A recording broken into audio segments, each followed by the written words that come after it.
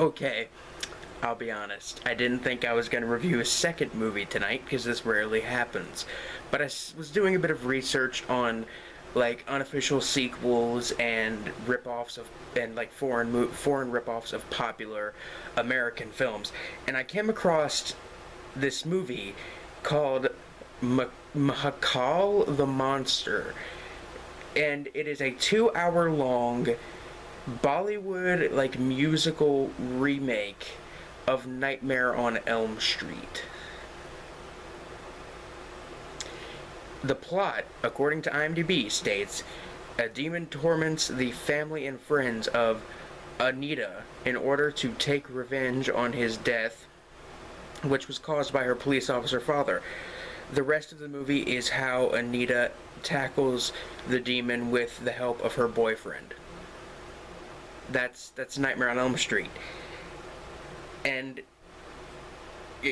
and all I know about this movie is that it's a Bollywood film, which I'll be honest, I haven't seen many. I don't even think I've seen a Bollywood film. But I do know that there's that like singing, that like them ending up being musicals or having musical numbers is usually very common. I don't know what to expect from this movie. I just want to review it. So without further ado, let's check out Mahakaal the Monster from 1993.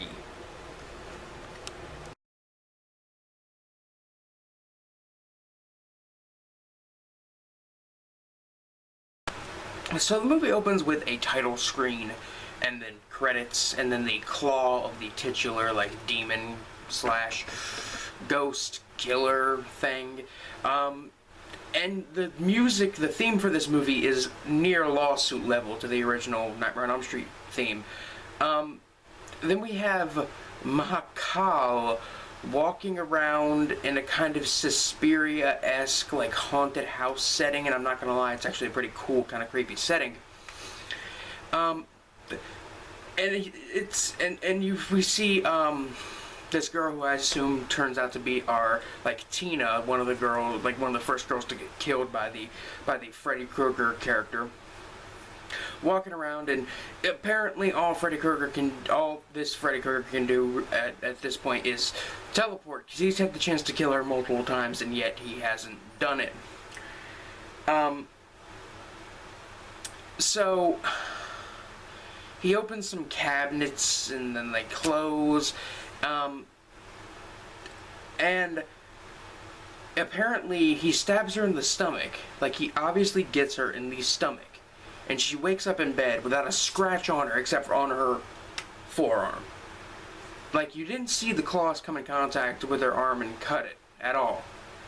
Now, I mean, it could have when he was, like, grabbing her or something, but they didn't make clear notice of it. The only clear notice they made of any harm being done was the stab to the gut, which didn't even happen, apparently. So I guess the rules of Nightmare on Elm Street don't apply in this film.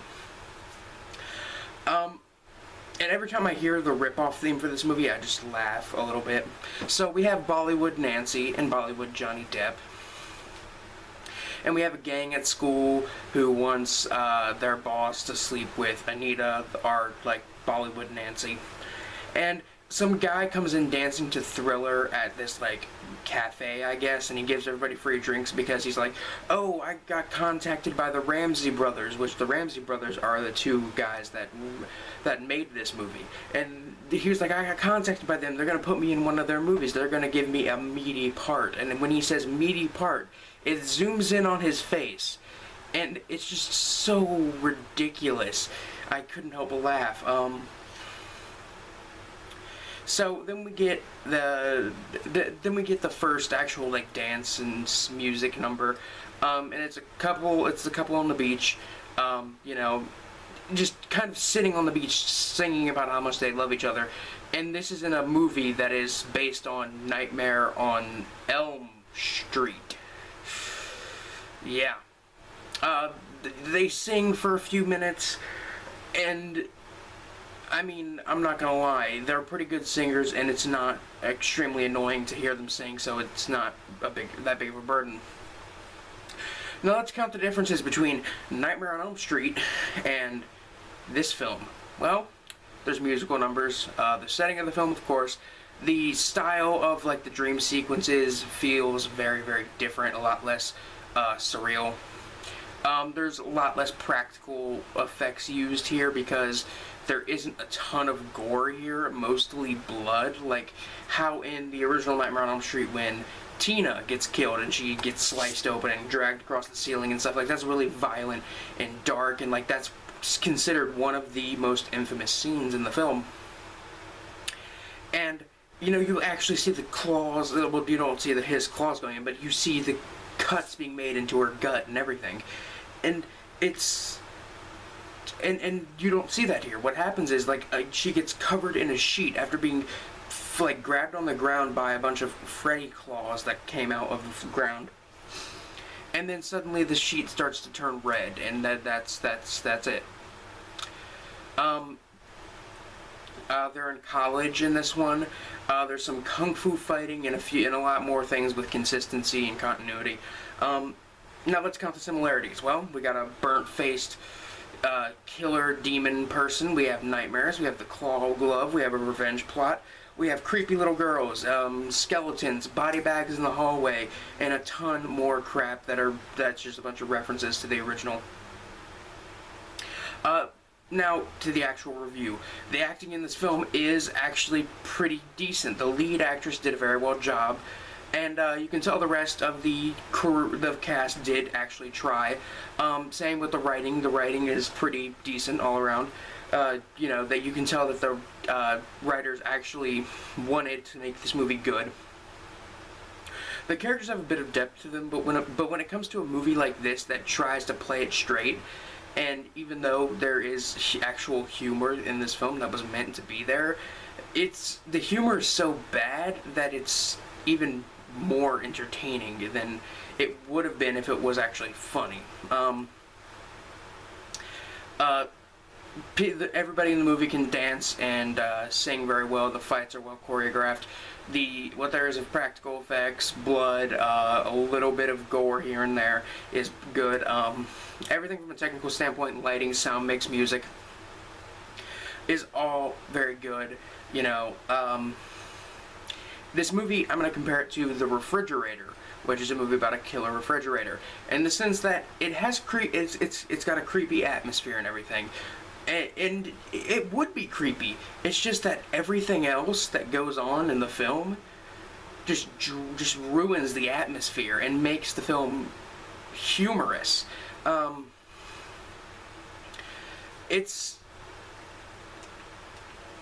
The pacing in this movie is pretty decent. I'll give it that. And you know, there's always something interesting, something entertaining going on, most definitely. You know, there are constant references to American pop culture. There's lots of lame humor and surreal moments, and like kind of nightmares, singing, you know, just all these things kind of collide very well and made the film a lot more enjoyable for me. And I really didn't get bored at all during the runtime because it had something going on to keep you interested. On the gore meter from 1 to 10, 1 being something like Nosferatu and 10 being something like Brain Dead, Mahakaal the monster is probably a 3.5 out of 10. Really, there's much gore here. I could probably name the 2 goriest scenes. Legs getting cut off, which really wasn't that bad because it was off screen, and then you just see the aftermath, which is just a little bit of blood, and like the feet missing, but you don't see it from the... You just see like that the feet are gone, and that's really it. And a face getting kind of clawed, getting like pulled off a little bit, and I mean that's probably the nastiest thing in the movie. But that doesn't make the film any less entertaining. The film does have an original ending, although it does break the rules of the Nightmare on Elm Street universe, but considering that this has enough material in it, you know, that they could stretch it out to 2 hours and still keep you know, at least me engaged. The fact that they could do all that, and the fact that, you know, The fact that, they took all this original stuff. It's like the movie Blood Diner. Blood Diner is supposed to be like a sequel to Blood Feast, but in actuality, there's enough going on to where it's both like a sequel and or kind of remake and like sequel, remake, reimagining, rip off, whatever. But there's also enough going on to make it its own movie. The thing is, since it's a burnt-faced killer with a claw glove, it's kind of hard to say that it's its own movie. I mean, if he wasn't burnt-faced and maybe if there was some kind of different disfigurement, I could maybe see this being like a pretty original movie. But other than the fact that, the plot matches the original Nightmare on Elm Street, almost to a T, although it does deviate away for musical numbers and all this other crap.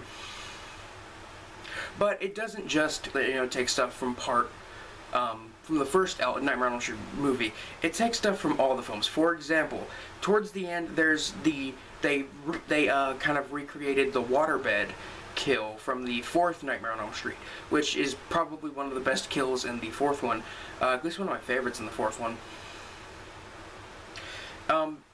They just took stuff from a good amount of the movies, and there's even references to stuff like Day of the Dead in there. I like going into this, I did not expect this movie to reference Day of the Dead or make any connection to a Romero zombie film at all, but it does make a connection. I really liked it for what it is, although I honestly don't think I'd ever watch this again. I mean, maybe in a few years I'd go back and be like, oh yeah, that was entertaining, I'll watch that again. But I don't think like I'm gonna rush out and find a copy of it, because this movie goes for anywhere from like 80 to $100 online. So this is also a really rare movie as well. So I'm not gonna rush out and get a copy. I'm not in any hurry to rewatch this movie, honestly.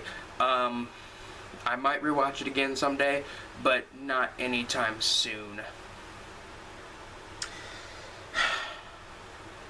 I guess I can leave it at, I'd either give it a 3.5 out of 5 or a 4 out of 5. Either one of those, it's one of those ones where I'm like, either one, I can't really decide for myself. So I'm kind of gonna just let that stand. So anyway, guys, if you liked the video, like my channel, be sure to like this video, favorite it, whatever you want, and maybe subscribe perhaps. I would really appreciate that. And check the links in the description below. There are links to things like my Tumblr, Twitter, all that, Facebook, all that is in the description below. Hey there, kids. Do you want to get cool stuff in the mail like this? Or this? Or even this? Well then subscribe to Horror Block today. Have you ever wanted to do cool cosplays like this? Or even this? Well, now you can. Subscribe to Moonchild Cosplay on YouTube, and you can see all her tutorials on how to do cool stuff like this. Do you want to get cool horror and exploitation film t-shirts like this? Or this? Or this? Well, then go to RottenCotton.com to check out all of their premium t-shirts.